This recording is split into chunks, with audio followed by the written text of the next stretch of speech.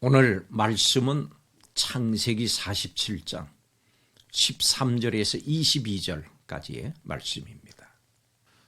창세기에 있어서 지금까지는 가나안과 애굽을 비롯한 넓은 근동 지역의 흉년으로 인한 기근이 어느 정도 심했는지 분명하게 언급되질 않았습니다. 기근이 애굽과 주변 나라들에 미친 영향에 대해서 야곱 가족들을 통해서 알려진 것 외에는 아무 말이 없었습니다. 그런데 이제는 기근이 어느 정도로 심각한지에 대해서 자세하게 묘사합니다. 온 땅에 먹을 것이 완전히 바닥났다, 이런 설명이 나옵니다. 온 땅에 사는 사람들은 가장 먼저 그들이 가지고 있는 돈으로, 그 다음에는 가축으로, 그 다음에는 몸과 토지를 팔아서 양식을 사지 않으면 굶주려 죽을 수밖에 없었습니다. 이처럼 극심한 흉년으로 인해서 모든 토지, 모든 사람들이 먹고 생명을 유지할 수 있는 곡식을 가진 바로의 소유가 됐습니다. 오늘 말씀에서 하나님의 사람 요셉은 애굽을 비롯한 주변 나라들의 굶주림을 해결하고 그들이 살 수 있는 길을 제시함으로 하나님의 언약의 성취를 보여주고 있습니다. 요셉을 통해서 세상에 먹을 것을 공급하신 하나님께서는 죽음에서 부활하신 예수 그리스도를 통해서 만유의 주가 되시고 성령을 이 땅에 보내주심으로 세상을 살리는 주님의 몸된 교회를 세우셨습니다. 그렇다면 주님이 세우신 이 교회의 사명은 무엇일까요? 오늘 말씀을 통해서 함께 살펴보겠습니다. 첫째로 교회는 핍절한 세상에 풍성함을 전합니다. 애굽 땅에 심각한 기근이 들어서 백성들은 사방 어느 곳에서도 먹을 것을 구하지 못하는 가운데 땅은 점점 황폐하게 됩니다. 이는 죄로 부패하고 오염이 되어서 생명과 복의 근원 되신 하나님을 떠나서 궁핍하고 공고하고 헐벗은 이 세상의 모습을 잘 보여주고 있습니다. 생명의 근원이신 하나님을 떠난 이 세상에는 일말의 소망도 없습니다. 왜냐하면 하나님의 진노가 하늘로부터 하나님을 떠나서 온갖 불경건과 불의로 살아가는 이 세상에 떨어지고 있기 때문입니다. 그렇기 때문에 이 세상은 마지막이 가까워 올수록 마치 애굽 땅처럼 점점 더 황폐해지고 살기 어려워질 겁니다.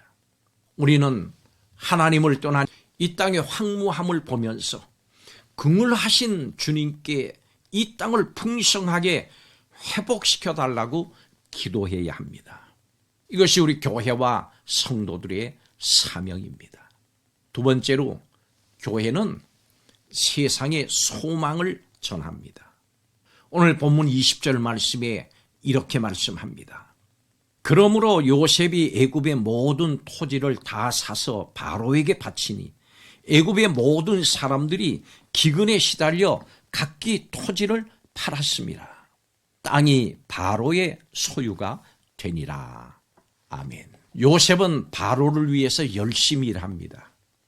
꿈으로 계시받은 내용에 따라서 충실하게 정책을 수행을 하고 모든 이익이 바로에게 돌아가도록 최선을 다합니다. 흉년을 잘 대비를 하고 효과적으로 식량을 분배함으로 왕실과 국가의 재정 상황을 호전시킵니다. 이를 통해서 그 땅의 백성이 모두 바로의 영향력 아래 들어오게 만듭니다. 이것은 하나님의 사람을 잘 대접한 바로가 누린 복입니다. 요셉의 가족은 애굽에서 번성하면서 큰 민족이 됩니다. 하나님은 하나님의 사람을 축복하는 자에게 복을 내리시고 저주하는 자에게 저주하십니다. 복의 통로인 하나님의 사람인 성도에게 구할 것은 무엇일까요? 고린도전서 4장 2절에 충성이라고 했습니다. 종은 주인을 위해서 일하고 부름받은 사람은 자신을 부른 자를 위해서 최선을 다해야 합니다. 또 복의 통로로서 성도는 이웃이 잘 되게 해야 합니다. 이게 성도와 교회의 사명입니다. 요셉은 굶어 죽어가는 백성들의 가축을 먹을 양식으로 바꿔서 그들로 생계를 이어가게 합니다. 이와 같은 문제 해결은 요셉이 인간의 지혜가 아니라 하늘의 지혜를 가졌기 때문에 가능했습니다. 성도 여러분, 이것이 하늘의 지혜를 소유한 교회의 모습이라야 합니다. 만물을 충만하게 하신 주님은 이 땅에 교회를 세우시고 바로 교회인 우리에게 사명을 주셨습니다. 이 사명은 여전히 죄로 오염이 돼서 궁핍하고 공고한 삶을 사는 세상에 하나님의 풍성함과 부요를 전하는 것입니다. 그러므로 교회는 가진 것을 세상에 나눠주고 주님의 풍성한 사랑을 전해야 합니다. 왜냐하면 하나님은 환난 중에 객과 과부를, 즉 어려움을 당하는 이들을 돌보는 것을 기뻐하시는 하나님이시기 때문입니다. 마지막 세 번째로 교회는 세상에 구원을 전합니다. 굶주린 백성들이 그들의 토지로 양식을 샀습니다. 그렇기 때문에 애굽의 모든 땅과 모든 백성이 바로의 소유가 됩니다. 그럼에도 그들에게 있어서 가장 큰 문제는 사실 기근이 아닙니다. 세상이 궁핍하고 비참하게 된 가장 결정적인 요인은 생명의 근원 되신 하나님을 떠나 있는 겁니다. 그렇기 때문에 교회는 생명의 떡이신 예수 그리스도를 전함으로 그들로 생명을 얻게 해야 합니다. 영생을 얻게 해야 합니다. 구원을 얻게 해야 합니다. 이것이 바로 교회의 사명입니다. 주님의 몸된 교회는 생명의 원천인 예수 십자가 복음을 전함으로 영육간에 황폐해서 죽어있는 이 세상을 생명으로 구원해야 될 사명이 있습니다. 교회는 세상에 나가서 복음을 전파하고 주님께서 주시는 마지막 사명을 온전히 감당해야 됩니다. 복음을 전해야 됩니다. 때를 얻든지 못 얻든지 복음을 전하기 좋을 때든지 어려울 때든지 구원의 복음을 전해야 합니다. 말씀을 정리하겠습니다.